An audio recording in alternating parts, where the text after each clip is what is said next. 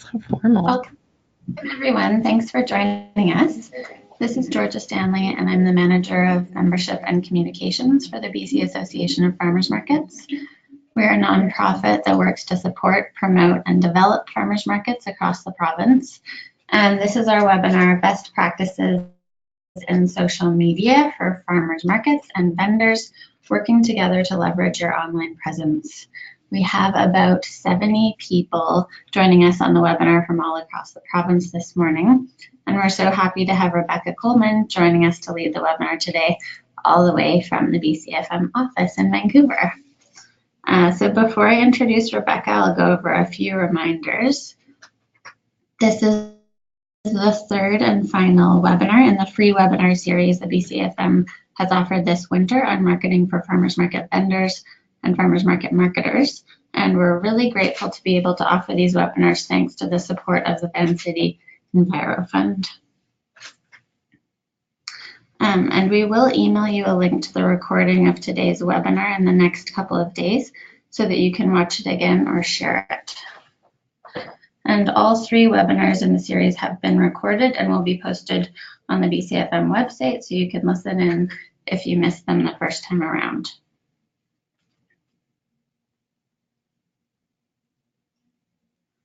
And throughout the webinar today, there will be opportunities to ask Rebecca your questions.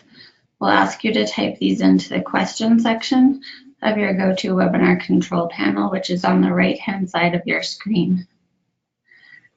Sorry, I'm just going to take a sip of water. I'm having a coughing fit.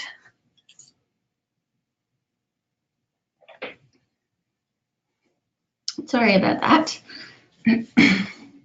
So without further ado, I'm happy to introduce Rebecca Coleman, who will be your facilitator today.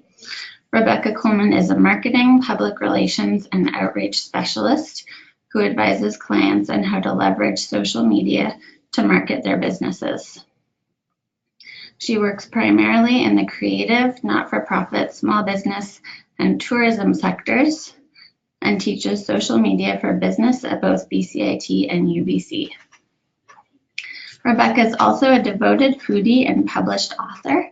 She writes a popular food blog and has published 3 books, as well as a cookbook of original recipes, and she does spend a lot of time at farmers markets.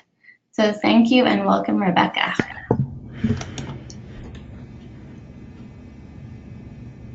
Hi, hello. Hi, everyone. So welcome to the webinar. I'm really excited to be here today with you guys. We have about an hour to an hour and a half's worth of content.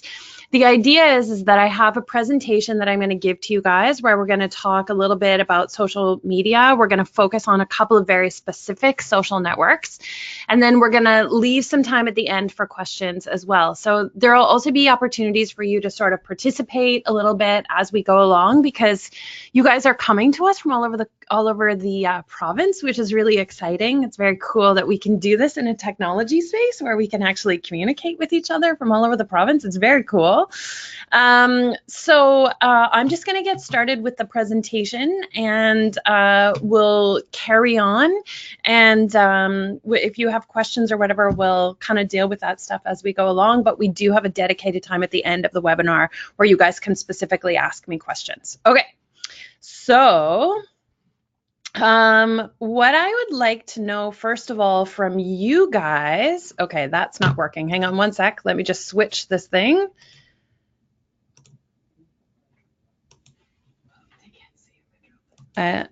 Sorry.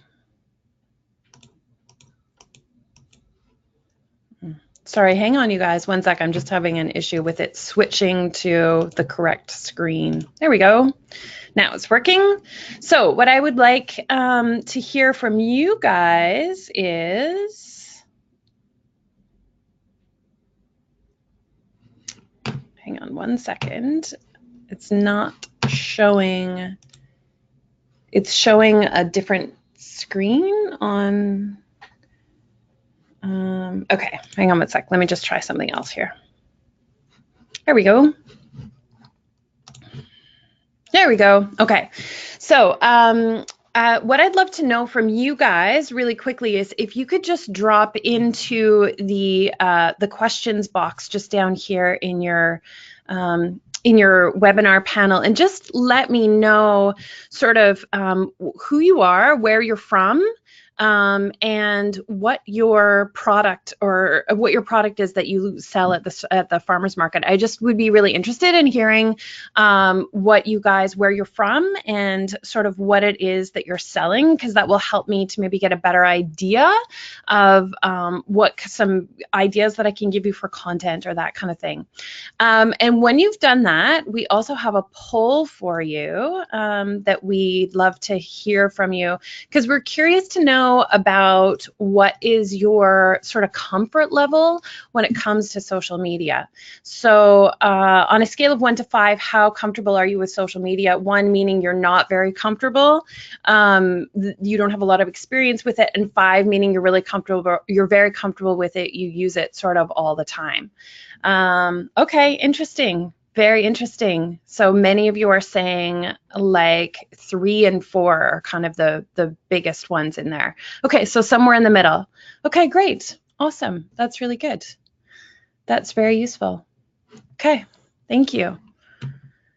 All right, we're going to continue to monitor that a little bit, but let me go back to the webinar and get started with some of the actual content.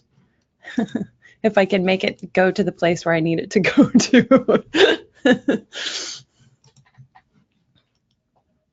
Oh, there we go.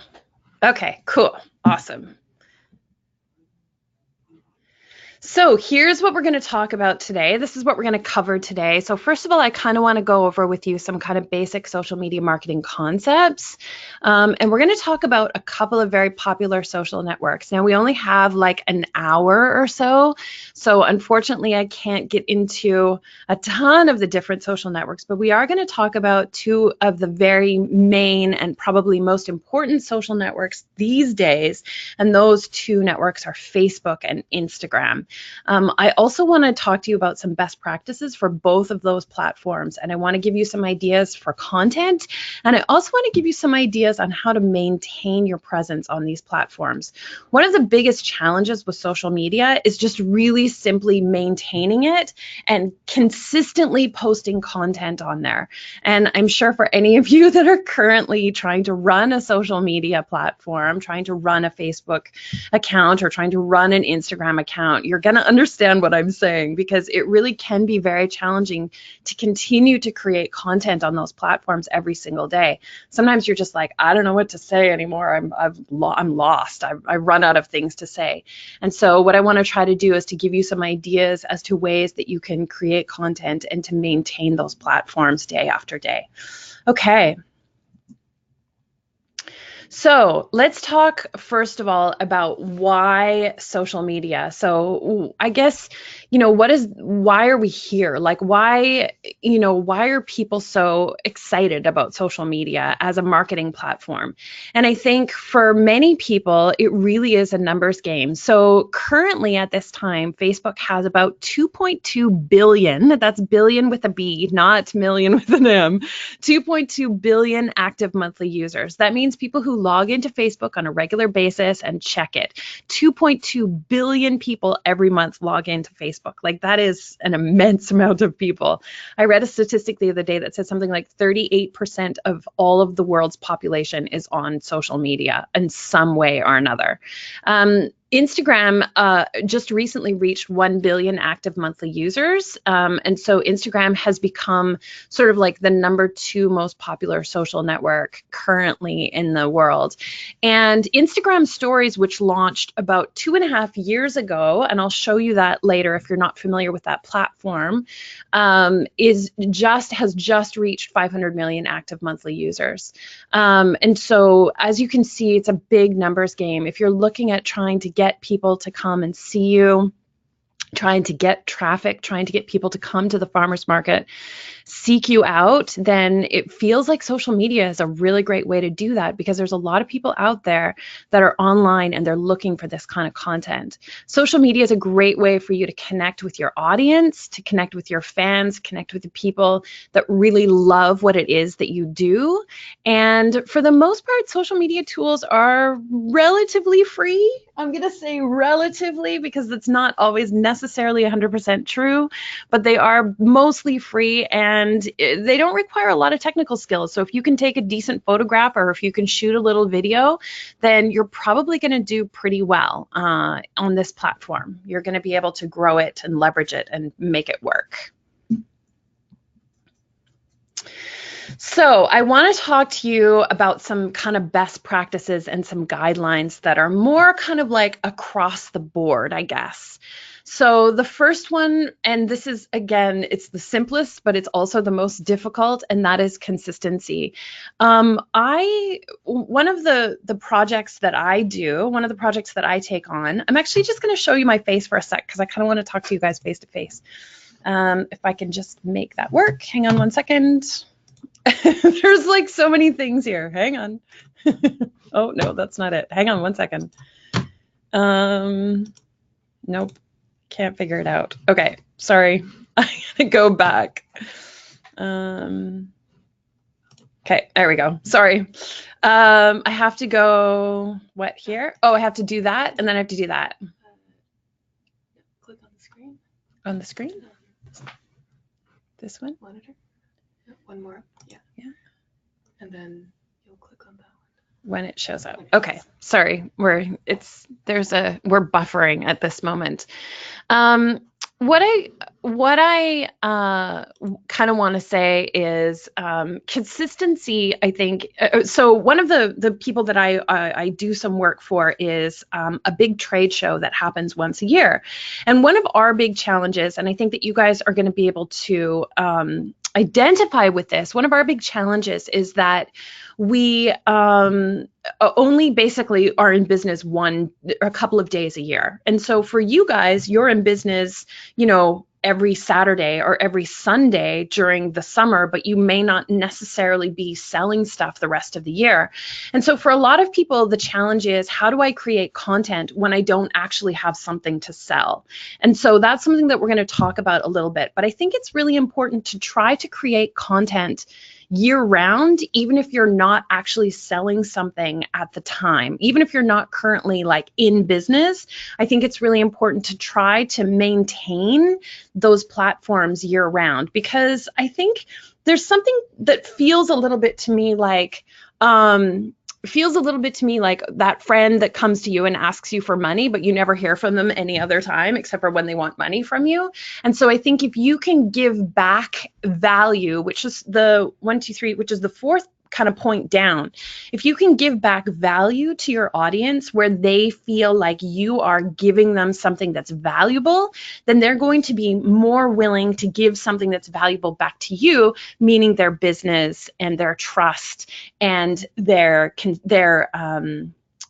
sorry, I can't even think of the word right now, but they're going to continue to want to connect with you and to buy your products and service and buy your products.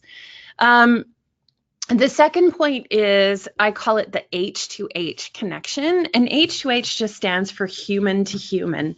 And when I go to a farmer's market, one of the things that I love to do the most is to just walk around and talk to the people at the market and talk to them about their products and where they come from.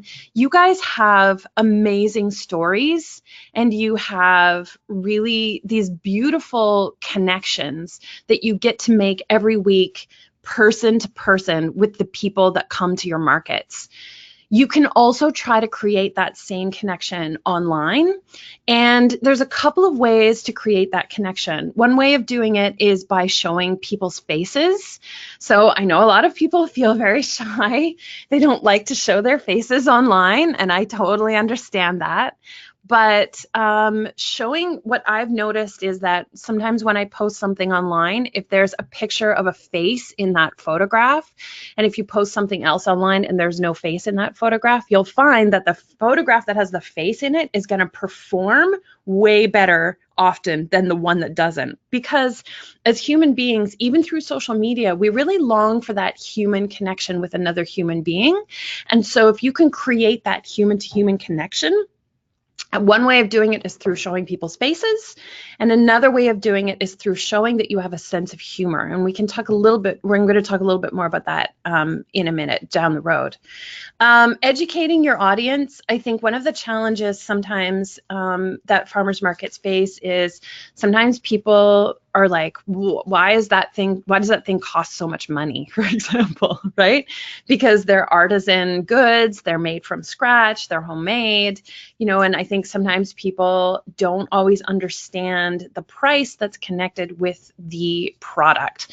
So if you can educate your audience and show them what it is, the process that you go through to create this thing, and give them that sense that this is a really good value for the money because it's well made and it's artisan made and you're supporting a farmer or you're supporting a local maker, I think that those are really powerful ways to educate your audience and get them on board, and they're going to be more willing to come and spend their money with you. Again, adding value I think is really important. How can we add value? We're going to talk a little bit more about that later on in the webinar, but the idea is just to give you a really simple example, if it's, for example, garlic scape season, and I mention that very specifically because garlic scape season is like Christmas to me personally. I'm always very excited when the garlic scapes come into season. I go and buy a whole pile of them and I make lots of stuff for the rest of the year because it's a very short season. But like, for example, there's a lot of people out there that maybe don't even still know what a garlic scape is. And even if they did, if you explain to them what it is, they may not know how to use it. So for example, could you, during garlic scape season, post, for example, recipes about this is what garlic scapes are and this is how to use them. Here are some recipes. Here's how to make a pesto. Okay, awesome. How to make a pesto, how to, how to make, I make a garlic scape jam, for example. So that's a great way that you can add value to your, to your social media in that way. I want to encourage you not to make it all about you. There's a couple of things that I kind of want to say about that. I think, first of all, one challenge sometimes is that we feel like because we're in business that we have to make all of our social media just about us. And please don't feel like that is necessary for you to do. Because first of all, it can get kind of boring after a while, to be honest with you. And secondly, sometimes it's really hard for you to make all of the content all the time. So borrow content from other places. I'm just going to talk to you about that in just a minute, I think in the next slide. I want to talk about engagement. Engagement is imperative in today's world. On Facebook, so if you guys are not aware of this, you may be on Facebook. I'll just go through this really quickly because we don't have time to get into it in a ton of detail. But Facebook has an algorithm, and Facebook's algorithm determines what you see and what you don't see in your Facebook timeline. And that is determined by a few factors. But one of the factors that really determines who sees what in your Facebook, whether or not people are seeing your Facebook posts, is how much engagement that post gets. So if you have a post that gets a lot of engagement, and an engagement on Facebook is a like or a reaction, they're now called, a like, a comment, a share, or a link click if there's a link in that post. If it gets any of those things, then that counts as an engagement. The more engagements your post gets, the more people see that post. That's how Facebook's algorithm works. So I want you to think about, how do you use a call to action to create engagement? So you can do things like ask your audience questions. You can do calls to actions, like literally saying to them, post below and tell us what you think about this. You have to really try to create as much engagement as possible on Facebook. Currently on Facebook business pages, they're only getting, most Facebook business pages are only getting between 6 to 10% views, meaning that if you have 1,000 people that like your Facebook page, only 6 to 10% of those 1,000 people are going to see any given post that you have. So 60 to 100 people will see that post. If you create a really engaging post, then way more people see it. Okay. The last thing is about auto posting. What a lot of people do, and I understand why they do this because it's a big time saver, is they'll post something to Instagram and then they'll just tick the little box that allows you to push that photo automatically to your Facebook page. A lot of people do it. I understand why they do it. It saves a lot of time. I want to encourage you not to do it. And the reason why is because Facebook and Instagram don't really speak the same language. For example, on Instagram, hashtags are a big thing. On Facebook, hashtags aren't really a big thing at all. Also on Instagram, people mention people, and that doesn't work on Facebook. What I want to encourage you to do is take that same piece of content, but just modify it for the Facebook platform and then modify it for the Instagram platform. That's the best way to do it, if you can possibly do that. Okay, 3 different types of content. First of all, content creation, content curation, and then content cultivation. Oh, wait, there we go. Sorry. No. Oh man, I should just not like touch this thing at all. Sorry, this one? The problem, yeah. This one? Okay. No, but see, it's not showing. It's okay. Hang on. Sorry. Okay. There we go. Okay. Sorry about that. So content creation, content curation, and content cultivation. So content creation is any content that comes out of your own brain, out of your mind, out of your camera. So if you go to the farmer's market and you take a picture of your booth at the farmer's market and you post that picture on Instagram, that is content creation. That is a content that has come from your brain, from your mind. If you have a website and you have a blog on that website and you write blog posts on that website, that is content creation. Okay, so you create the content. And I think what happens is that a lot of people believe that that's the only kind of content that they can put on social media, and it's just not true. And if you think about how much work it is to create content all the time, it's exhausting. So I want you guys to think about other kinds of content that you can put online that is going to save you time and it's going to save you energy. So just to skip to the last one, content cultivation. Content cultivation is anytime somebody uses one of your products and posts it on their social media. So for example, if I go to the farmer's market and I buy some carrots and I go home and I make a dish with carrots, and I post that on my blog, or I take a picture of it and post it on my Instagram, and I tag the person whom I bought the carrots off of, that's content cultivation. So that is your content in a way, because it's your product that person bought, but they made something out of it and then posted it on their thing. So you can take that content that they've created and post it on yours. So you can take, if a blogger or somebody creates something out of something that you sold them, you can take that and you can post it on your social media. You have to give credit back to them, obviously, and sometimes it's nice to ask them if you can do it, although I've never had an experience where people are like, no, you can't use my stuff, because mostly bloggers and influencers or anybody on Instagram wants to get their stuff seen by more people, so usually people are pretty happy to allow you to share that, and that's called content cultivation. So that's content that is directly related to you, but you didn't create it.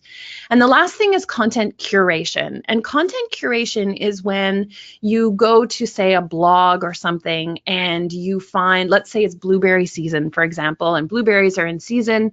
You go to a blog somewhere and you find a recipe for blueberries and you post that recipe on your Facebook page. And what that allows you to do is that allows you to add value to your Facebook, right? Because it's blueberry season, you're saying to people, hey, guess what? It's blueberry season. Here's a great recipe for blueberry jam. And you're again able to create content that is related to what's going on, but you don't actually have to come up with that content. You're just sharing someone else's content. And that's called content curation. And the reason it's called curation is because you may look at, say, 10 or 12 different blog posts and then pick the one that you think is the best one that your audience is going to like and share that. So you're curating the content. What I'd love for you to do is oh, by the way, I just want to say one thing really quickly. So this is sort of I'm going to ask you a question in a minute. This is kind of me cheating you or giving you the answers kind of a little bit. But I just want to say that if you're not on Pinterest, Pinterest is a really great source for content curation because there's a lot of really great content on there that you can sort of sort through and find things. I would love it if you guys can, I just want to ask you a quick question right now. Okay, so we've got Weavers, a candy company. That's great. Sook, oh my goodness. Enderby, handmade soap. Honey, oh, I love it. Children's apparel. Oh, that's really great. Sorry, I'm just looking at the answers to the last question that I asked you because I was doing some other things. 100 Mile House, that is a long way away. Wow, that's great. So cool. I would love for you guys, I'm going to ask you a question right now, and I would love for you guys to answer for me and just maybe throw out if you have any ideas for platforms or blogs that you think could be a really great source of curated content. Could you just throw that into the question box, and I'm going to get Georgia to look at those and maybe to go through a few of them and then to kind of like report them back to us, because it would be great if you guys could share some different sources of content that you find useful that you could then use for your Facebook page. So if any of you guys have any ideas for like really great blogs or good sources of content that you've used in the past or something that maybe new that you can think of that could be useful, then share it with us in the questions, and we will share them with everybody in a minute. Sound good?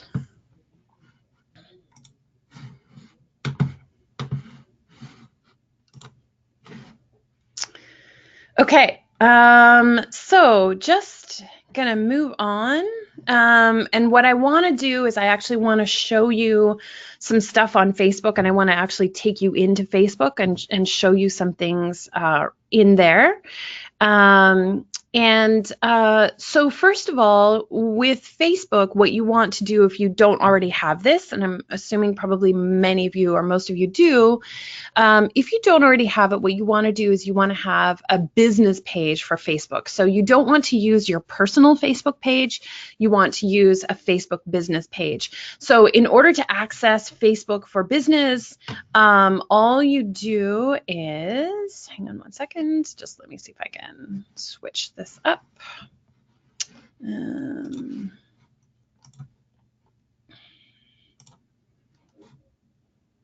There we go. In order to access, if you don't already have one, what you do is you go to facebook.com and then you type in /pages. And it takes you to something that will not look like this. Everyone's is dependent on who they are, but it'll look like something like this. But what you will see is you'll see in the upper right-hand corner, just up here, you'll see something that says Create Page. And that's how you can create a page for your business.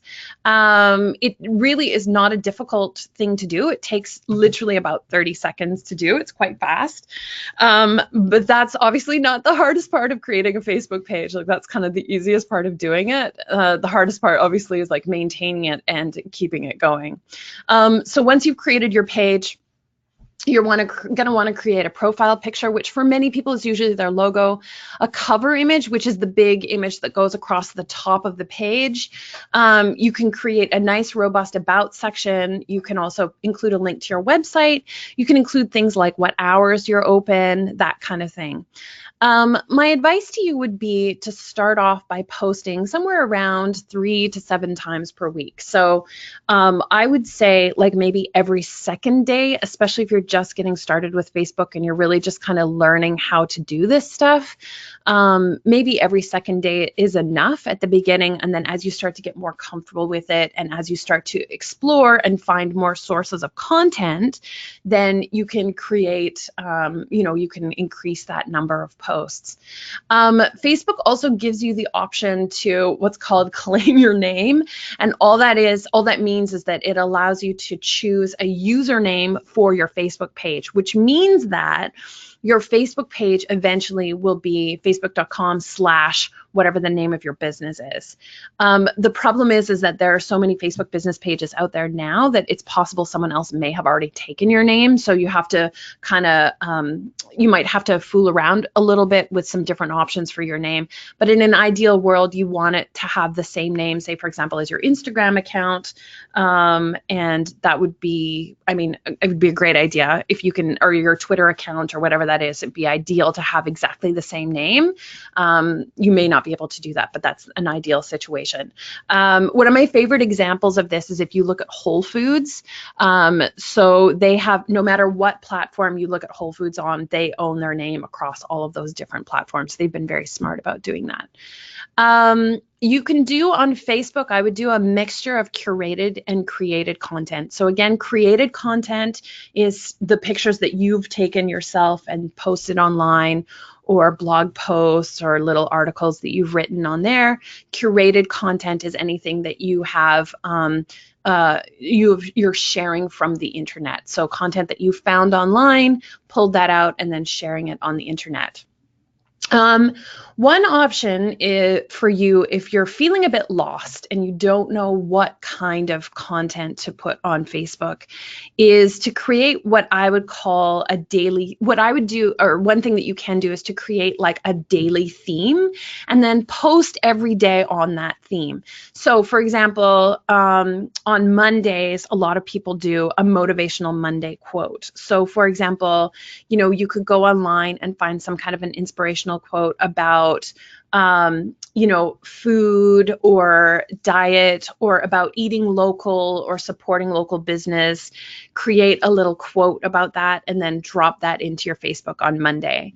On Tuesday, like you kind of get to make up what you want your themes to be for every day of the week. But a lot of people find that really helpful because it gives them a framework to work inside, but also the amount of content that's in each of those themes is basically unending. Like you're never going to run out of content. You're never going to run out of quotes for Motivational Monday, right?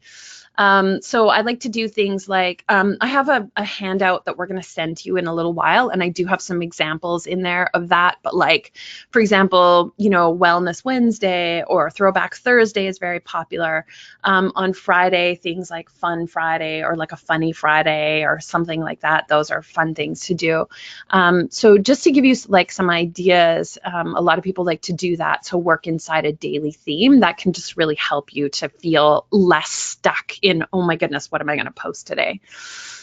Facebook's algorithm, we talked a little bit about this earlier. Facebook's algorithm really favors very heavily right now what is called native video. And native video is video that you have actually uploaded into Facebook. So not grabbing a YouTube link, copying the YouTube link and pasting it into a Facebook post, although obviously if that's the only option you have, then that's the only option you have. I get that.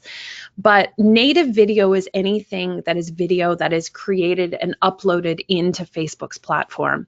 So if you go to, for example, if you're at the farmer's market and you shoot a little video on your phone and you take that video and upload it into Facebook, that content is the kind of content that is behaving the best right now in Facebook Facebook's algorithm.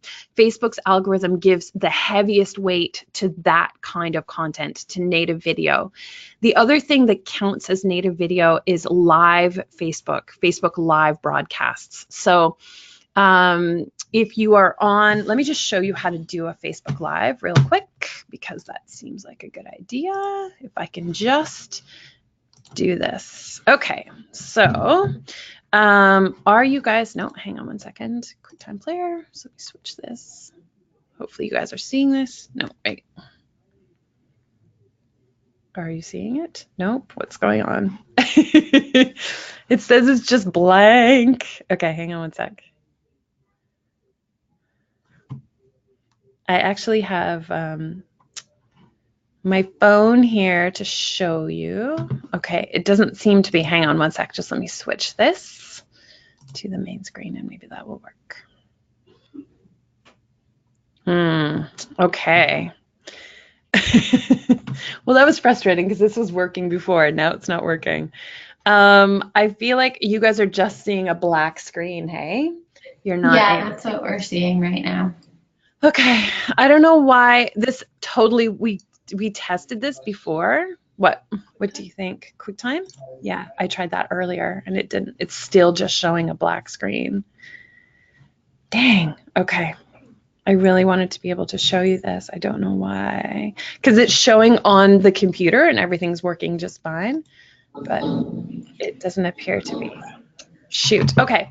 All right. It's okay. Let me just, let me switch to, hang on. Rebecca, do you want me to read out some of the responses to the question? Yeah, that would be great. Yeah. Okay. Yeah, so to go back to Rebecca's question, she was just, we were asking folks to share any great examples of places they can gather content from. So we do have some market managers on the call, of course, and a great suggestion always is to draw content from your vendors. A lot of vendors are doing a really super job. So either you could do that either in the creation of your own content or sharing their content. Another couple mentions of the Young Agrarians blog and Facebook page. It's called what again? Sorry? The Young Agrarians. Young Agrarians. Yeah, so they're a group that does a lot of work supporting young and new farmers, and they have some great, they share great stories about young farmers all over the province. Another one, this would be mostly for farmers, would be John Martin Fortier, his Facebook page. Another great suggestion from a market manager is sharing old photos of the town from the local museum. Oh my goodness. On Thursdays as a Throwback Thursday, people love that. She says it's a big hit. So that's a great idea too. Someone said photos of creating the product, like if you're making jam, show some kind of action photos around what that looks like. We have some suggestions. The Homegrown Network, which has some good ideas around herbal uses and recipes. Oh, nice. As well as for soap making, Elements, Bath and Beauty. Some more websites, allrecipes.com. I love that one. Yeah, youngagrarians.org again, as well as the leanfarmschool.com. I hope I'm saying those right. Cool. Thank you. Those are some great suggestions. It would be great if we could somehow capture those and put them together in like a handout or something. Hey, yeah, okay, we'll talk about that off screen. So I just wanted to show you guys real quick how to do a live video. This is my Facebook. So this is on my phone. You guys are looking at my phone right now on my Facebook. This is inside the Facebook app.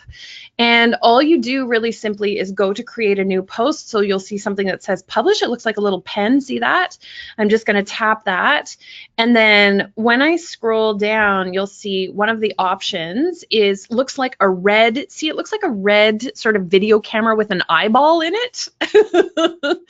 If you tap that, then what it's going to allow us to do is it's going to allow us to do a live video. So you'll see, hi.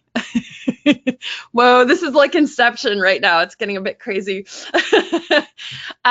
So here's where it allows you to do a live video. So what you could do is you could write a little description in there and say, you know, live from the Saturday morning farmers market, whatever, blah, blah, blah. And then you could just walk around and do like a little farmers market kind of tour and say hi, and, you know, and walk around, show the different booths at the farmers market, you know, talk to people, say hi to your neighbors, that kind of thing. And then all you do is you just hit start live video and it will go live to your Facebook page. And then people can ask you questions in the comments section. And then once you're done, you hit the done button, and then it will actually publish that video directly to your Facebook page. And so that's another way to create what's called native video on Facebook. And it does quite well on the Facebook algorithm. Go away. Whoops, look, there's the ceiling.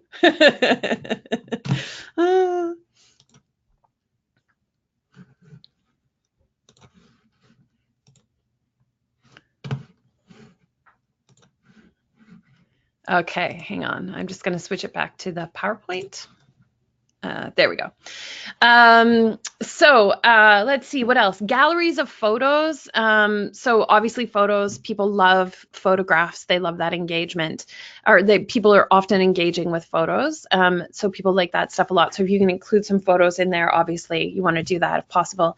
Ask questions, generate engagement, and what is called calls to action. So I'm actually I just want to show you a really quick example of something like this, just a couple of quick examples that maybe you guys can take away and use. I'm just going to flip over onto one of my pages and show you some examples of a couple of things that I have done recently that you guys might find helpful. So if you go down, let me just show you something real quick.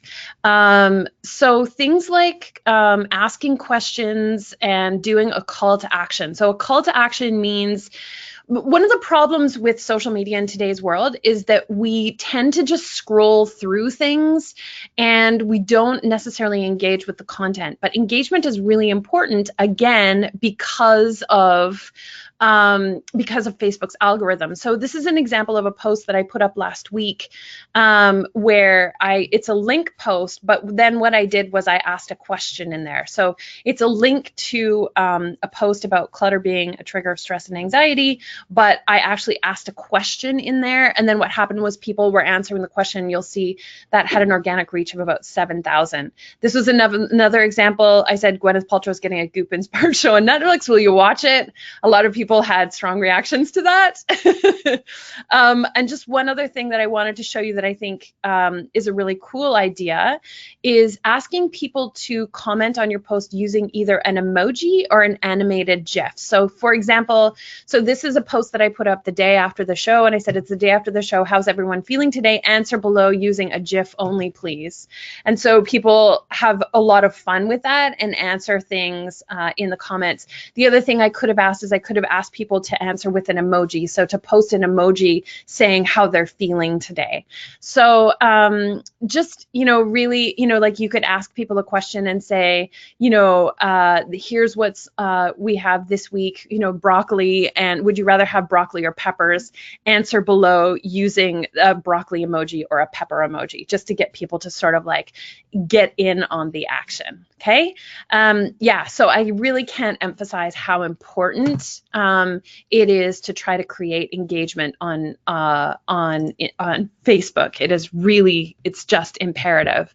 And then the other thing is that you can also buy ads if you like on Facebook. What I'd encourage you to do, though, is if you do buy ads like boosting a post, be sure that you very specifically target your market, your demographic. Otherwise, you're kind of just wasting money. So be very specific about who you want to target that ad to. So Instagram, I'd love to talk to you about Instagram for the next 5-10 minutes. Boy, an hour is not a lot of time, is it? Holy cow. So Instagram, let's talk about Instagram for a second. Instagram, by the way, and if you're unaware of it, Instagram is also owned by Facebook. Facebook bought it in 2012, and they've been doing a lot of work to it over the last few years. And Instagram has really exploded over the last few years, going from maybe about 200 million active monthly users to now 1 billion active monthly users in just maybe the last 3 to 5 years. So Instagram is image-based, which means when you're scrolling through Instagram, really what you're seeing more than anything else is you're just seeing pretty pictures more than anything else. But it does make it ideal for your kinds of businesses, because the kind of stuff that you guys are selling is beautiful, and it takes beautiful pictures. Artisan soaps, honey, produce, vegetables, like those things take really beautiful pictures. So it's really ideal for you guys to use. And also it is an incredibly popular network right now. You can also create images that don't need to be photos. So one of the things, I have a section about tools at the end, but hang on just one sec, just let me switch this. I have a section about tools at the end that I'll share with you guys. But for example, this is a tool that I really like a lot. It's called Adobe Spark, and you can also download this app for your phone. And what it allows you to do is it allows you really quickly to create like little quote things like this, for example, right? Traveling, it leaves you, whatever this says, it leaves you speechless and turns you into a storyteller, right? So little things like that that are quotes on an image are really, really popular, and really not super hard to do. Like something like this you can easily do in 30 seconds or a minute using a tool like Adobe Spark. So don't think that everything that you do has to be an image that you've or a picture that you've taken, because they don't necessarily have to be. There are other ways of getting around that, creating images, but the image doesn't necessarily have to be a picture of your product every single time. I would post, maybe again every second day on Instagram. Creating Instagram content can be very time consuming, especially if you want to take really good photographs. So maybe, again, maybe once, every couple of days, something like that, depending on if it's the off season, maybe just once a week is enough. And then during the high season, maybe you want to switch to every day, like kind of figure out, right? It also depends on how much content you have. What you want to do is you want to include a description, a tag if possible, and a geotag if applicable. I'll show you this stuff in just a second. Hashtags are really important on Instagram. So hashtags are how people find you on Instagram and how to get found on Instagram. So if you, we have some, actually have some suggestions in the handout that we're going to send you later for some popular hashtags that you might want to think about using on some of your posts that you're putting on Instagram.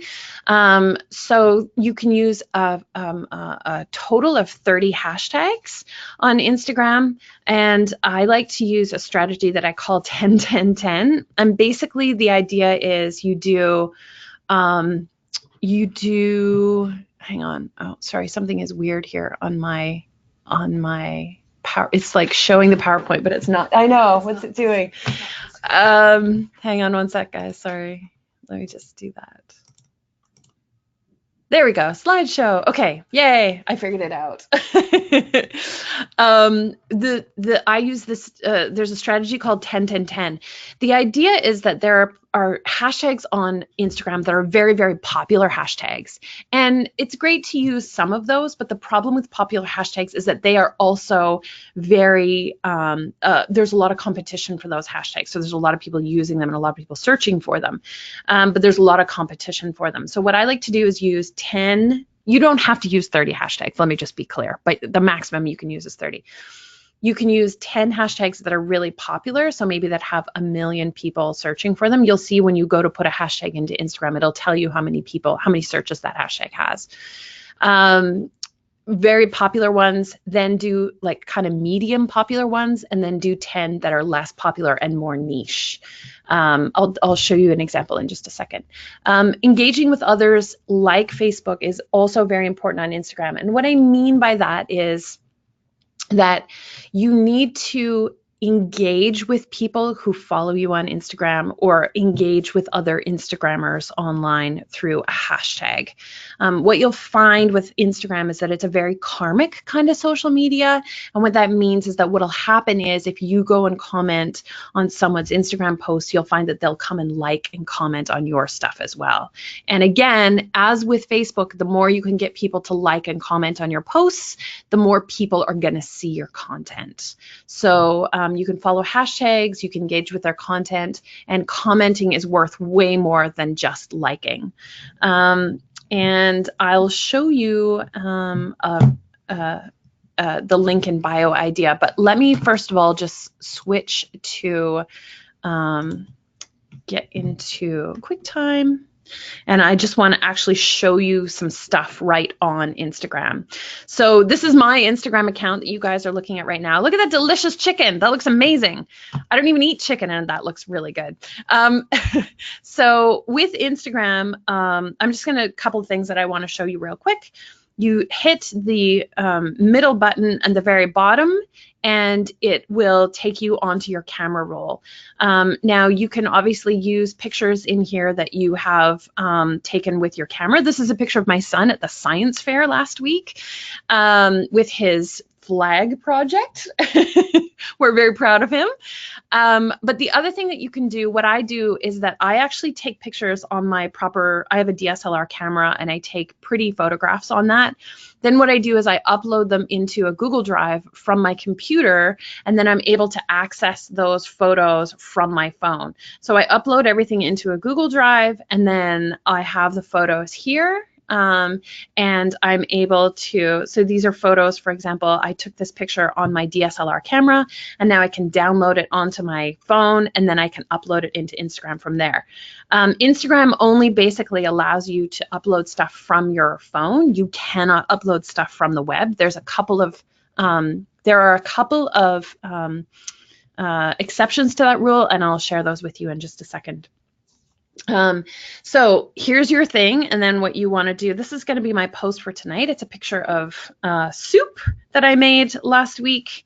So here's my picture, and then you just hit the next button, and then it takes you into a place where you're able to then make your photograph look pretty. So you can add a filter to it if you like, or you can actually edit the photo, make it, for example, brighter. You can really fool around with it and basically Photoshop it. Then you hit the next button, and then this is the part where it allows you to write a caption. So you'll say something like, this is vegan, whatever, pea soup. You can say whatever you want, so you'll have a description in there. You can mention people in here if you like to. And then this is where you would start to then load in at the end. You can start to load in your hashtags. And so what you'll see is you just hit the hashtag button, and as you start to type in a hashtag, sorry, I'm just going to type the word vegan in here. It will show you'll see that there's 74 million posts that have been hashtagged with the word vegan. That's crazy. So that's a very popular hashtag. So that would be something that you may want to use, but you also wouldn't want to use just those because they can be challenging. So just to give you some quick examples of some hashtags that you may want to use, obviously BC Farmers Market is one that you guys should be using on your stuff. Eat Local is another one that I really like. Buy Local as well, I really like. We had some other examples that we were talking about just before the webinar. So Buy BC, Eat Drink BC and Explore BC are some really good ones that you could use as well on there. And those are going to help to, people who are looking for that kind of content are going to come and find you using that. Once you've done that, then the other thing that I would do, and you finish doing that, the other thing that I would do is I would add a geolocation. So you can click on add location, and then you can go to, say, let's see if we can find a geotag for the Kitsilano Farmers Market. Yep, there it is. So then what this does is this geotags your post with the Kitsilano Farmers Market, and then people will come and do a search for Kitsilano Farmers Market, and they'll see your post in there. And then you can tag people in there as well, so you can tag other accounts. And then when you're done, you just hit share, and it'll go live to your Instagram account. A little trick that I want to show you is this. Don't hit share and actually hit the back button. If you look in the upper right-hand corner, you'll see, left-hand corner, sorry, there's a back button. If you hit that back button twice, it'll give you a screen that'll say to save the draft or to discard it.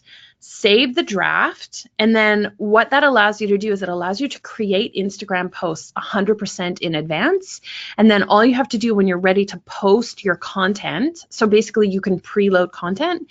When you're ready to post your content, all you have to do is touch it and then go next, and then this post is basically ready for me to share at this moment. So all I have to do is share it. This is a post that I created in advance, and it's all ready to go. And so that's one way that I like to create content. I like to create content in advance. I just realized that I had an example of a Facebook page that I wanted to show you, and I didn't show it to you. So I'm going to show you that now. And while I'm at it, I'm just going to show you real quick how to schedule posts on Facebook. I wanted to show you,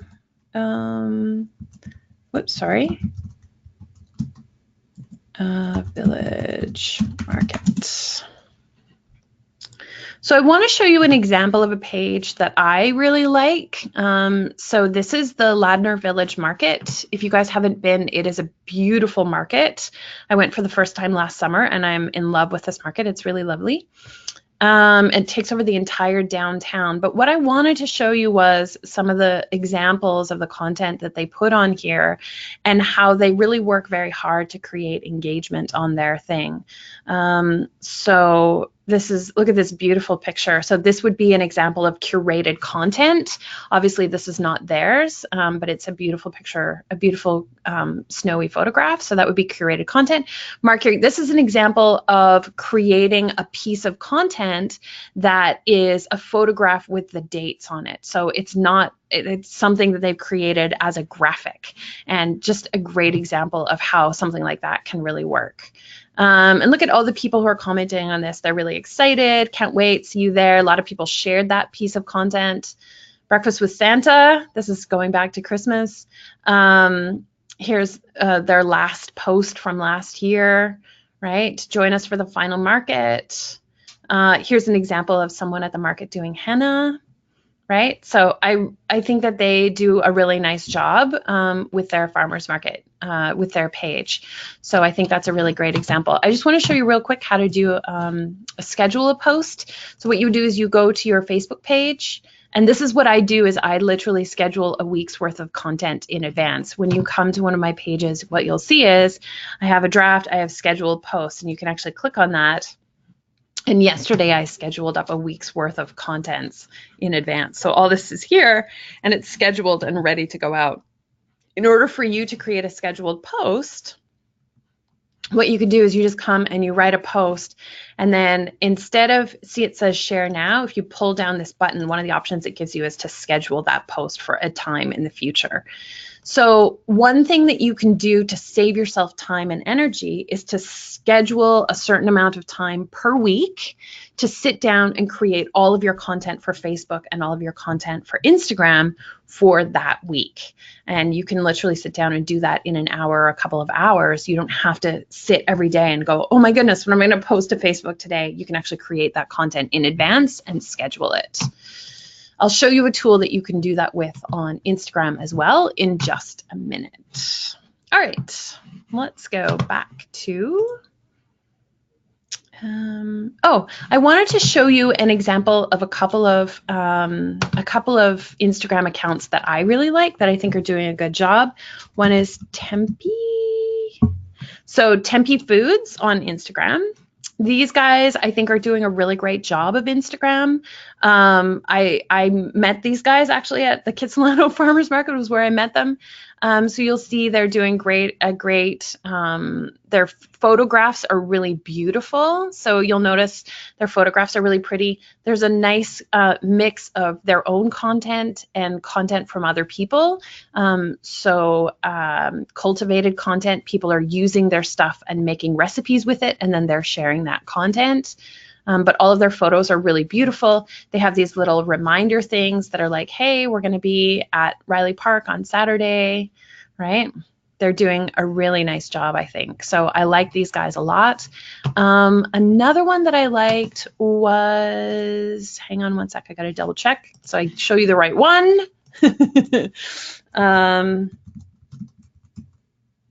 You guys will probably be familiar with this one. I'm sure you see them quite a lot at farmers markets. They're, of course, they're on Granville Island, but also you'll see them a lot at farmers markets as well. And again, really beautiful pictures, lovely, well done content of their stuff. Here's a great behind the scenes photo. Yeah, it's good stuff. They do a really nice job. Okay. Oh, sorry. The last thing that I didn't talk about was how to do a link in bio, but I'm also aware of the time and I want us to get going on, I want to give you some content ideas. So let me just show you that real quick. Oh, actually, I can show you on here. Let me just show you on here. I won't go to my phone on that one. I'll show you on this since we're on it. So the idea of link in bio is that if you have under 10,000 followers on your Instagram, then you only have one clickable link in your entire Instagram account, and that is the link that's in your bio. What I do with mine is I use a tool called Linktree, and again, I'm going to send you this on the handout. And what Linktree allows you to do, when I click on it, you'll see, it allows you to create all of these different links in one place. So these are all links to my blog, right? But it's cool because people just click on the one link and then it takes them to this page and then they can go from there and decide what things they want to look at. If you have more than 10,000 followers, then you can link in your Instagram stories, and I'm going to show you Instagram stories next.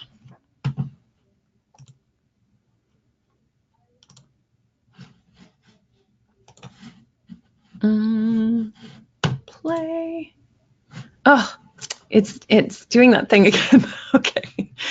It's doing that thing again where it goes to a different, okay, there we go. I think I got it. Yeah, yay. Okay, good.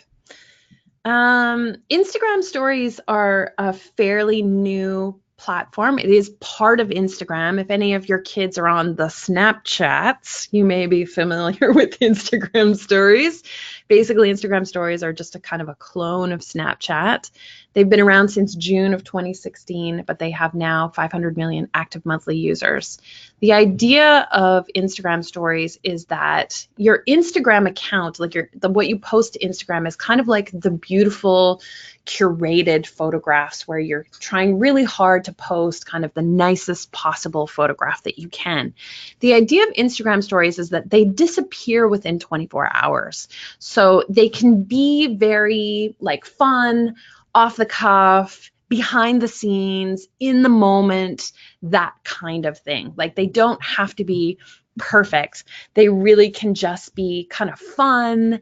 And there's one of the advantages of Instagram stories is that Instagram stories are not really subject to the same kind of algorithm as Instagram itself is. So what you may find is you may actually find that you have more people watching your Instagram stories and connecting with you on Instagram stories than you will, and engaging with you on Instagram stories than you will on your actual Instagram account.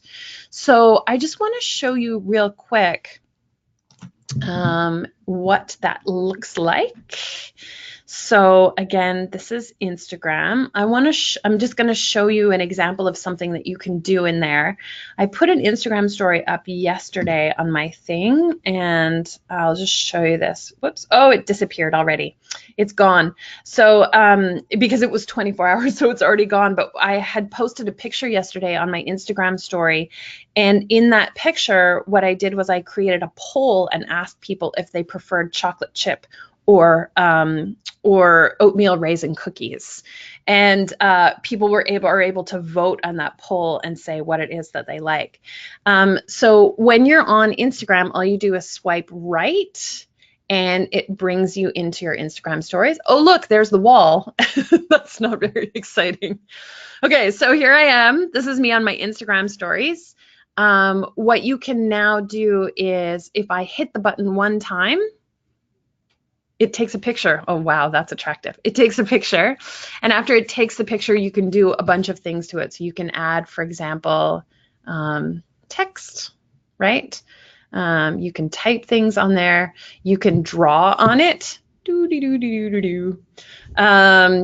can add things like I can add a location, I can mention someone, I can do a hashtag, I can add the time. This is where it allows you to add a poll, right? So I can put, this is where if I was doing my chocolate chip cookie or raisin oatmeal poll, I could put that in there. I can do a countdown. So for example, if you're going to be at the farmer's market this weekend, you can say X amount of, this is a very new feature, by the way, but you can say like 3 days until the farmer's market, and you can actually put in the time and it'll count down and give people a reminder that the farmer's market is coming up.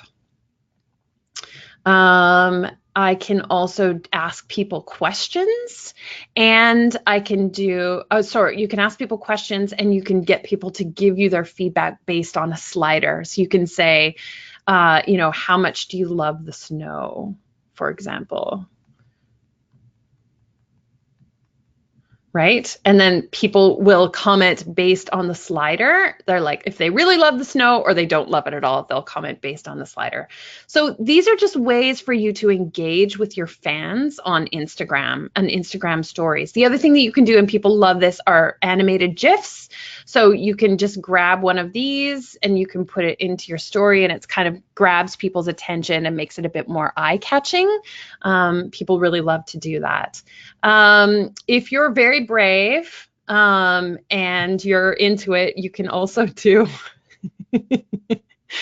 teenagers really love this. It's not my thing personally, but you can do these filters where you can shoot little videos, talking to people based on these filters.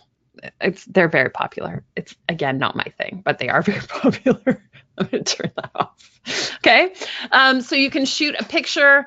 The other thing that you can do is you can hold down the button, and when you hold down the button, it allows you to shoot an entire video up to 15 seconds.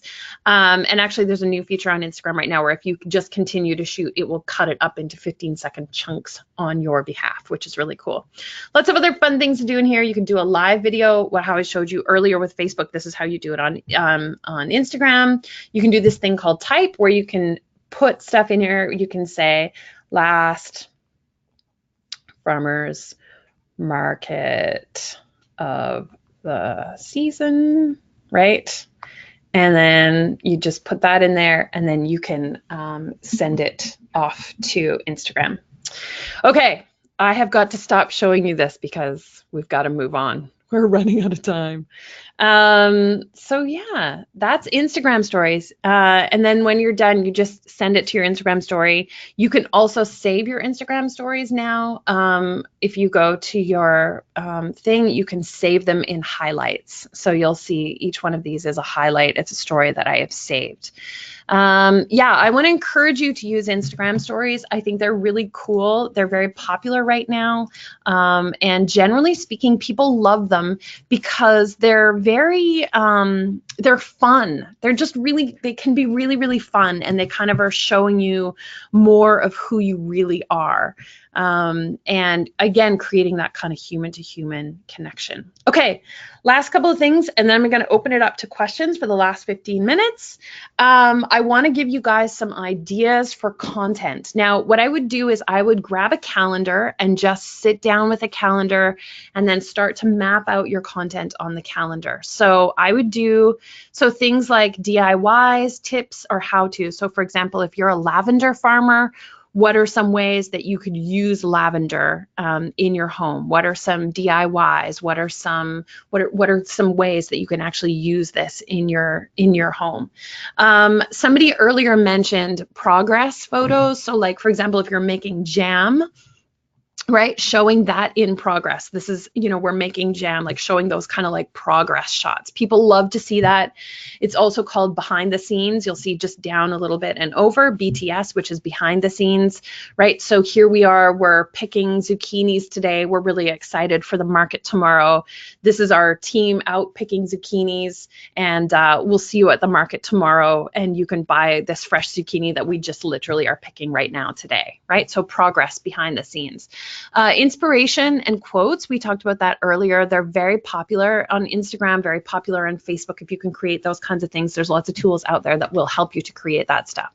Shots of your farmers market presence. So, this is our booth at the farmers market today. Come and find us. This is what we have on offer today, that kind of thing.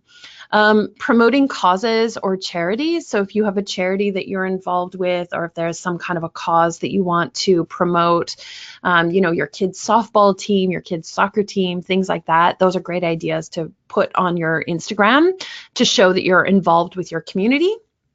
UGC stands for user-generated content.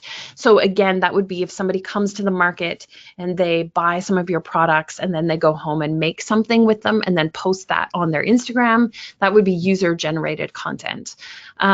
Questions to your followers. So, do you like purple carrots or do you like regular carrot-colored carrots, right?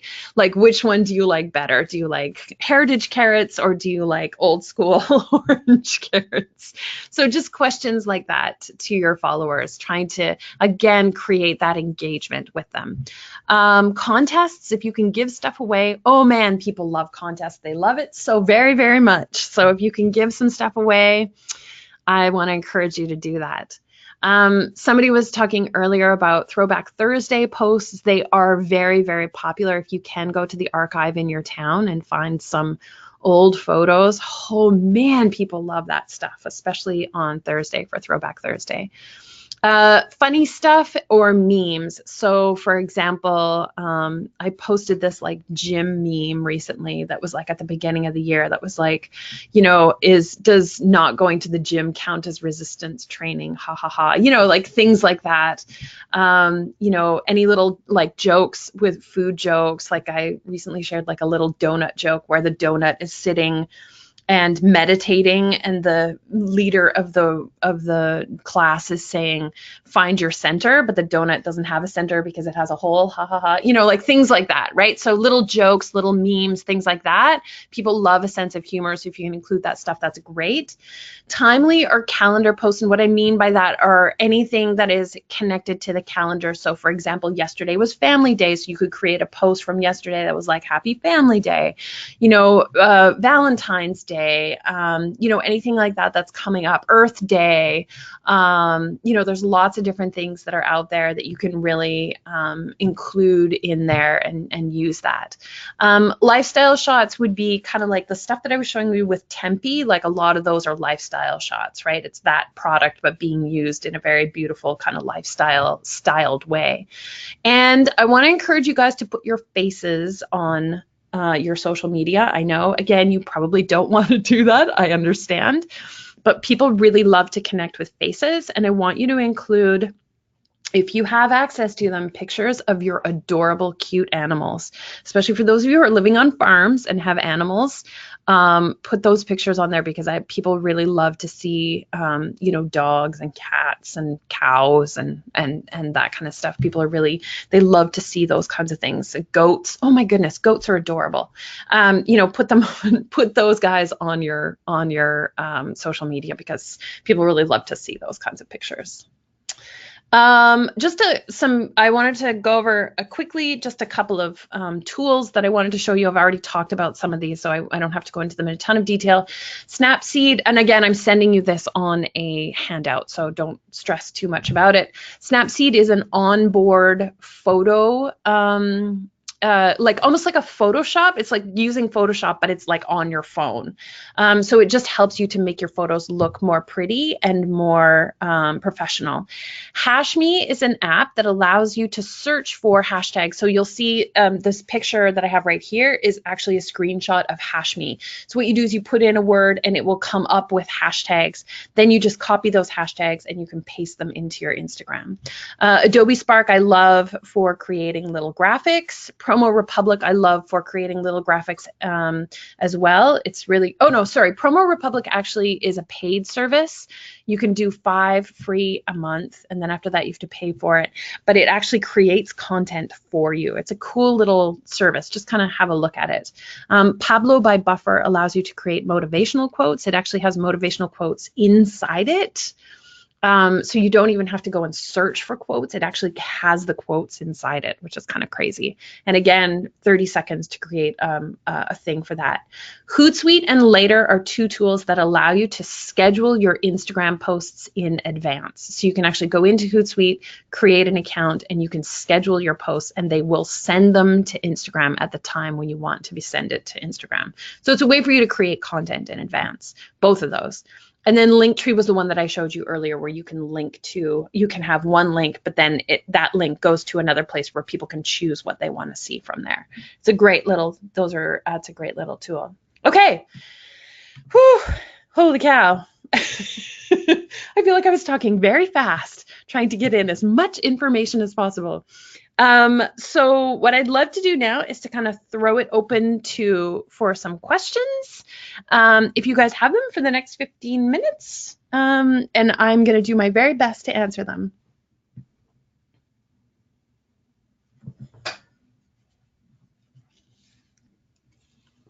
So I guess you guys can just, do we have any questions on board that people have been asking already that I can answer to start with? Or if you don't have any questions, then maybe start to type them into the questions box. Yeah, we have a couple of questions. Great, awesome. So someone has asked, is it worth paying for Facebook and Instagram ads? You touched on that a little bit, but I just wonder if you can go into a little bit more detail on that. Yeah, so the problem, here's the thing about Facebook and Instagram. What Facebook says is they say that they created the algorithm so that we would all see less spam in our newsfeed, and that may be true, but the reality is that they also are making immense amounts of money, because basically what happened is you created a Facebook page and then you got a bunch of people to like that Facebook page, and then now you don't actually have access to those people. Like, they're basically gating or not allowing you to have access to the people that actually liked your page. It's really frustrating, but this is how Facebook makes billions and billions of dollars every year. This is how they make their money. So, is it worth it? Yes, but I would say not every time. I would only boost posts that are actually really important posts. So for example, hey, we're going to be at this market specifically this week, like that kind of a post that's going to actually drive traffic, actually going to drive business to your farmer's market. That kind of thing, I would think about maybe throwing some money behind that. You don't have to throw a lot of money into it, maybe, $10, $20. And if you're really careful and you very specifically target your target audience, then I think it can be actually relatively useful. Yeah. Great. Thank you. We have one more question here, which is, how many posts in a day is too many? For example, this is from a market manager. So for example, we have a Saturday market. Many vendors post that they're going to be at market on Saturday, or post what they'll be bringing. I want to share as many of these posts as possible, but how many are too many? Or is there a way to incorporate all of them into one post? Oh yeah, that's a really tough one because I think for you, like I have the same issue with the wellness show, right? Because we have like 300 exhibitors, right? And they're all posting stuff. And if I posted all 300 of those on our page, people would be unliking us really quickly. So I feel your pain on that one. I would say, I mean, I think maybe three is probably and then I would space those out over the course of the day. So like at the beginning of the day, post something about, the market's open and we're here, come on down. Then maybe something in the middle of the day, and then maybe something at the end of the day, something like that. The one of the great things about Instagram stories is that if people are posting, what I would do, for example, is if people are posting on Instagram and tagging you on Instagram or using a certain hashtag that you guys have agreed on, you can take those posts and share those posts into your Instagram stories. I think there's not, if you did 20 or like if you do 20 Instagram stories in one day, I think that's okay, especially when it's a market day, because you're giving people a sense of like, this is what's available at the market today. But with Facebook, it is harder because I think if you start to post like 5 times a day, like people are going to be like, that's too much. Like I think my fear would be you would run, the risk of driving them away because you're posting too much, right?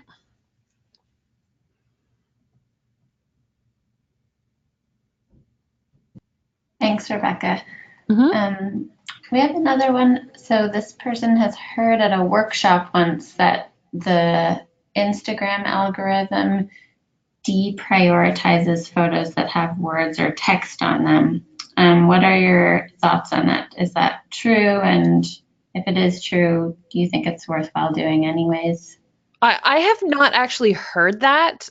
Now, if you buy an ad on Facebook, Facebook will not allow you to purchase an ad if it has more than 20% text in the image. So maybe that's where that thought is coming from.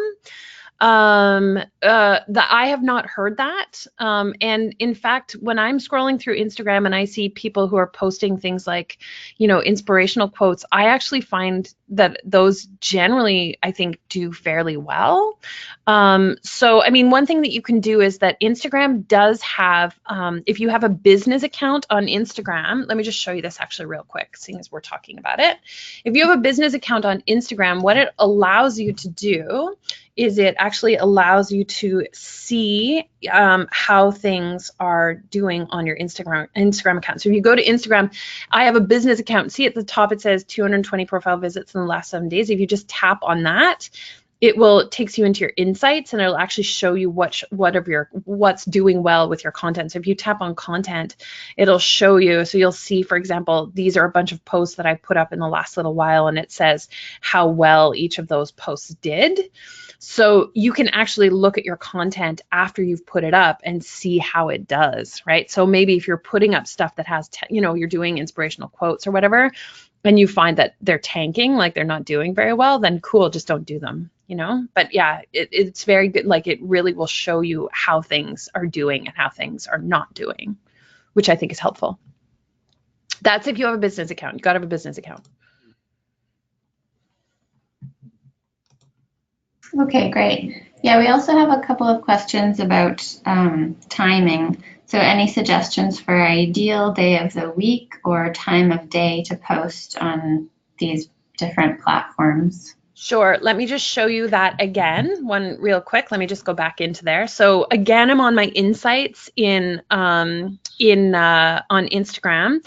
And if you click on the very last tab over the one that says audience, and then you scroll down to the bottom, it will tell you. So see at the very bottom, it says followers. See, it says Tuesdays. And then it shows you, it actually says when is the best time of the day to post on Tuesday. See that? It's pretty cool. In fact, I should be posting right about now because it says 12 p.m. is the best time of the day to post on Instagram for my particular audience. For Facebook, let me just show you that. If I just flip over to Google Chrome, hang on one second, and I'll go in here. what it does is it shows me, hang on, I just need to make this screen go away.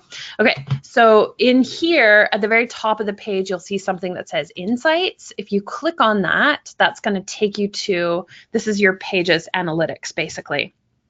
One of the options that it gives you on the other, in your main sort of navigation menu is posts. If you click on that, it gives you this thing, it looks like a whale. I call it a whale, the Facebook whale. And what it does is it shows you the top times of the day when people are online for Facebook. So what's really helpful about this is that when you're scheduling your posts to Facebook, what you can do is you can basically see, oh, okay, this is the best time of the day to post. And it even tells you like what days of the week people are online, and it'll tell you the sort of the best time of day. So for this, 7 o'clock p.m., let's see, so at 4 o'clock p.m. basically is the best time for this particular one. 4 o'clock p.m. looks like it would probably be around the best time for me to post, because that's the time when most people are online. Cool. Yeah, that's really great to be able to see what you're doing there. Analytics are awesome. Yeah. Yes, and I love the idea of the whale. It really does look like a whale. The Facebook whale. Yeah, so part of what we wanted to do today also was talk about kind of how markets and vendors can work together and kind of use social media to leverage each other. So we were just wondering, if you're a vendor, can you go over how you would kind of work with your market to kind of just help boost the overall profile of the market, and maybe talk a little bit about whether you think it's a good idea for vendors to promote each other, but just a little bit about that kind of working together aspect. So yeah, a couple of things that you can do is, for those of you that are running markets, one thing that you could do is you can come up with a hashtag that's just for your market, and let everybody that's at the market know that that is the hashtag, and that if they're posting stuff on Instagram or on Twitter, to use that hashtag so that you, if you're the one that's running the market, you see their content and then you can engage with their content or share their content. And then vendors can, anything that they're posting, they can put that in there. The other thing is that if you're a vendor, be sure to tag the market, right? So if you're on Facebook, for example, tag the market, the market page, or if you're on Instagram, be sure to tag the market Instagram account on your Instagram stories or on your Instagram posts, and then that they will see that content. The more that whoever's managing the social media for the market, the more that they see your content, the more they're going to be able to share that content, and you're making like their job easier because you're helping to create content for them. I absolutely believe that what is good for one individual in the market is good for the whole market. So I would absolutely encourage you to promote your next door neighbor, promote whoever's around you, shout them out. I think it's good because I think what it does is it shows the community of the market, and that, everybody's there because we're all, we're in this thing together. And, if someone comes down to the market because they want to see you, they're going to walk past 10 or 12 or 20 other booths on their way to get to your booth. Do you know what I mean? And so if you can get someone to come down to the market and they're coming for you, they're going to, obviously the whole market is going to benefit from that. So yeah, I want to encourage you guys to think of each other as a community and to support each other for sure.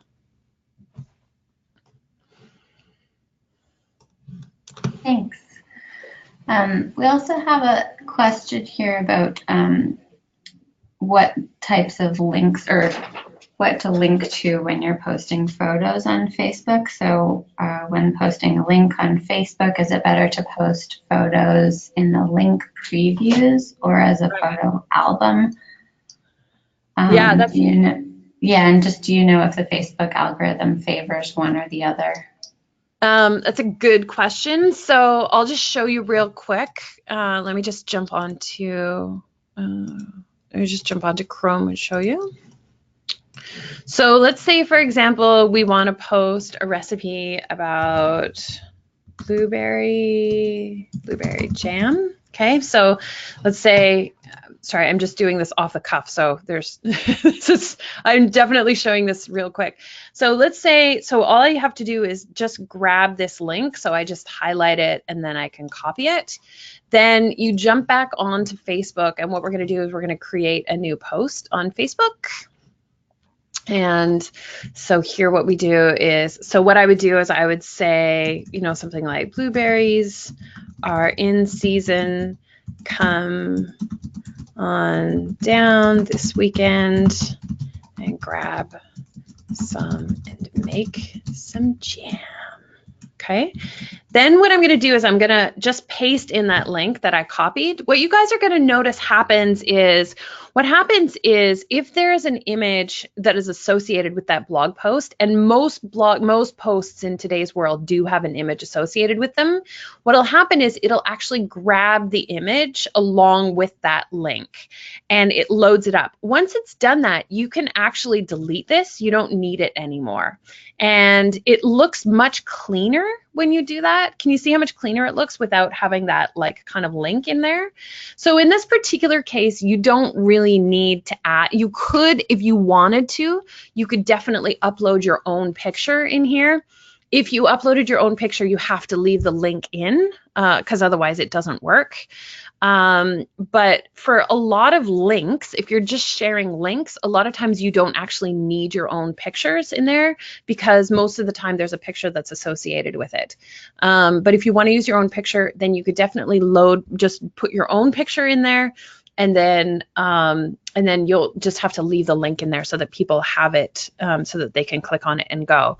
In terms of putting in like one picture or a bunch of pictures, for me personally, I like to just have one picture in there because I think sometimes it is, I mean, Facebook kind of creates like a collage of all the pictures, so it kind of looks, it probably looks fine, but I think, you know, one of the things about marketing or selling is that you want to make decisions really simple for people. And if people are seeing a variety of different options, they often will get overwhelmed and make no choice at all, right? Any of you guys who have toddlers will know what I'm talking about. If you say to your toddler, what do you want for lunch? That's a much more difficult question for them, rather than saying to them, would you like mac and cheese or would you like a peanut butter sandwich for lunch? Do you know what I mean? Like what you want to be able to do is to say, just give them like a couple of options that are easy for them to choose from, rather than giving them, when you give people all of the options, they tend to get really overwhelmed and make no choice at all. So I think it's better to keep it simple if possible. I hope that answers your question.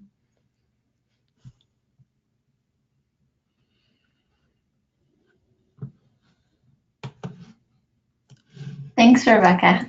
Mm-hmm. We also have a good question about how on Instagram, a lot of the time your followers aren't necessarily from your area. Say if you have a wonderful Instagram, but kind of the end game for farmers markets is really drawing more people that will actually attend. Totally.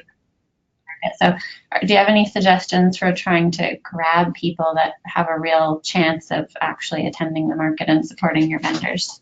Yeah, I mean, one thing that I would do is I would maybe start to go through your Instagram and see if you can find people that identify as being locals and follow those people, right? Because I think sometimes what happens is when they see that you're following them, they will look at your account and be like, oh, the farmer's market followed me, cool, and they'll follow you back. Do you know what I'm saying? So for example, one thing that you can do is look at local hashtags. So does your town or your city or your community have a local hashtag that sort of like, people will use to post on. And if you see people who are on there, you can follow that hashtag and follow those people, because they're probably people who are locals. So if you kind of start to reach out and follow people, then a lot of times those people will follow you back. You can also look at the people who follow you, and if they're not a local person, then maybe you don't need to follow them back. Do you know what I mean? But follow back anybody who looks like they might be a local. The other thing that you can do is with Facebook and also with Instagram, you can really target, if you're doing any ads, you can really target your ads to a local audience. So that would be the other thing that I would maybe attempt to do, as well as maybe like buy an ad or boost a post. But when you do it, just make sure that you really specifically target a local market. Nice, thank you. We also do, we have some market managers on the call as well as vendors. And it sounds like there's a market manager here who has worked with some vendors that don't feel comfortable having their photos taken. So wondering if you have any tips for either how to make them feel comfortable having their photo taken, or things you could share that would change their mind. Yeah, I know that's a really tough one, because I know that there are a lot of people, for various reasons, like privacy, but also, not just privacy. Sometimes people are just like kind of shy, like they don't like to have their picture online. I know that's a tough one. That is genuinely a really tough one. I don't know, like I guess, again, sometimes, like, for me, the default is always looking at, what did the numbers say? Like if I'm looking at 2 posts on my Instagram feed and one of them has twice as much reach than the other one, and that one has a picture of my face in it, do you know what I mean? Like it's hard to dispute that that is something that works better as a piece of content than something else. This business that you guys are in is an incredibly personal business. People come to farmers markets because they specifically want to meet the people who are making their stuff. They don't want to necessarily go to, a kind of like a cold, sterile, Walmart, right? Where you're never going to see another human being who's going to be able to, you know what I mean? Like they specifically come to the farmers market because they want to connect with the people that are making and growing these products, right? So, I mean, that's a really difficult one. And I feel like I don't have a really good answer for you, other than to, go around and see who is willing to be on camera and put those people on camera. And do that as much as you can. And I mean, I don't know what to say. Hopefully some of those people will come around if they start to see that it is making a difference in terms of sales. It's a tough one. Yeah, sorry. Yeah, it's true. We probably have time for 1 or 2 more questions. So we do have a question about contest giveaways. Is there something like an app that you would suggest that would help do a random draw? Or this person's asking if it's best to just do it the old school way. But yeah, if you could speak a little bit about contests and giveaways and kind of best practices or tips in that would be great. Sure. So with Facebook, one thing, what I usually do when I'm doing a contest on Facebook is I post a picture of the thing that I'm giving away. So I post a picture of the prize so that people can see what it is that they're competing for. And then usually what I do is I'll ask some kind of a question, but a fairly simple question, right? So I'll say, so for example, if you're doing, let's say you're doing a giveaway of like a market basket where you go around to all the different, let's say this is for the market managers, right? So you go around to all of the people at the market and you say, hey, we're going to do a giveaway of a market basket. Do you have something that you'd like to contribute? So a bunch of people contribute to like a market basket. You put it together. It looks beautiful. You take a picture of it.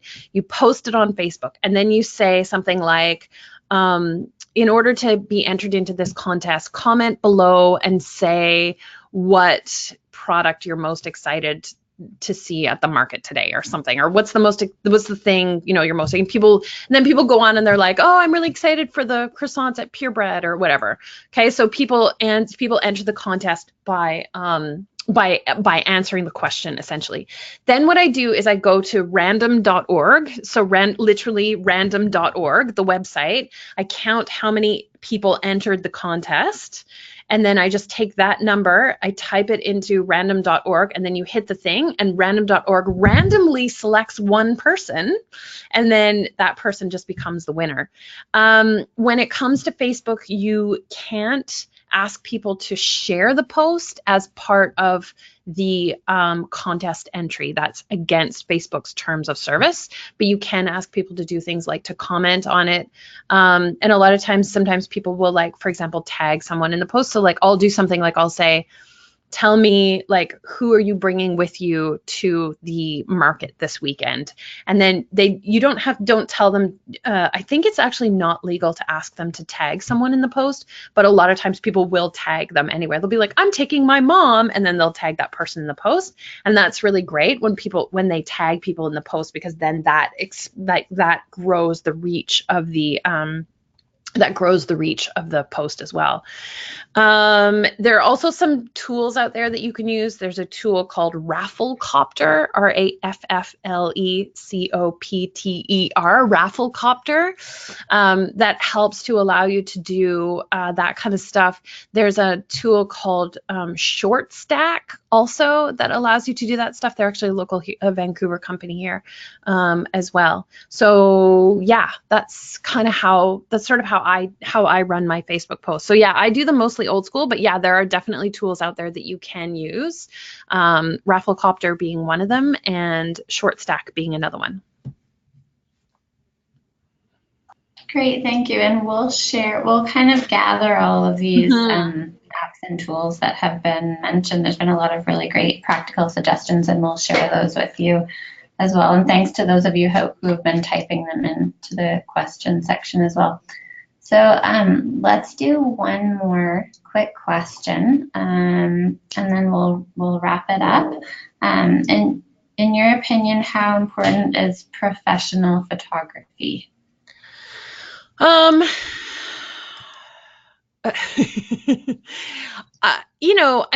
think the reality for Instagram is that the more beautiful the photo, probably the better it's going to perform, especially on Instagram. So I don't necessarily know. But again, it's also about what can you afford? Like, can you afford a professional photographer? One suggestion that I sometimes give to people is to get a professional photographer and book them for, like, say, a half day, like an afternoon or something. And then have that person just come in and shoot like a couple hundred photographs. And then you just have that stuff and you're good for like 6 months or a year. Like basically you just like kind of parcel those photos out over the next 6 months or a year. So that's one option if you have the ability to do that. Other than that, I think just, try to learn to take pictures, like try to educate yourself, read stuff online, maybe invest in a better camera than just your phone, or invest in a better phone. I know a lot of people are raving, for example, right now about the Pixel 3, about how good photographs the Pixel 3 takes. I'm personally an iPhone person, so I'm probably not going to go to an Android anytime soon, but like maybe even just like I'm on a 6 right now. So even just like maybe upgrading my phone, to a 10 or an 8 or something would help, like just that kind of stuff. Also, read stuff online, read about, how to take good photographs, things like the rule of thirds. And then a lot of these, like Snapseed is a really great little app that will allow you to make your pictures look better. So yeah, I think just try to educate yourself is what I'm saying. Yeah. If you can't afford a professional photographer, which, let's face it, you're a small business, you probably can't, right? Yeah, it is tricky to be able to afford the professional photographers, and we know some markets are really lucky to have volunteers that support their markets that have photography skills. We have Anise at the BCAFM who who does a lot of our social media, and she's a great photographer, so you can call and ask Anise for tips too. Or like, if you could do like or even if you could do like some kind of a swap or a barter or something, if there's an up and coming photographer, a young photographer in your community that would be would come in and do some shots for you, and you could do like a barter, you know what I mean? Stuff like that. Like, see if you can, or go to your local college if they have a photography course, maybe to get, people who are trying to build up their portfolio, things like that, right? Yeah, those are great suggestions. So we are past time today, and we had some great questions, and I'm Good sorry question.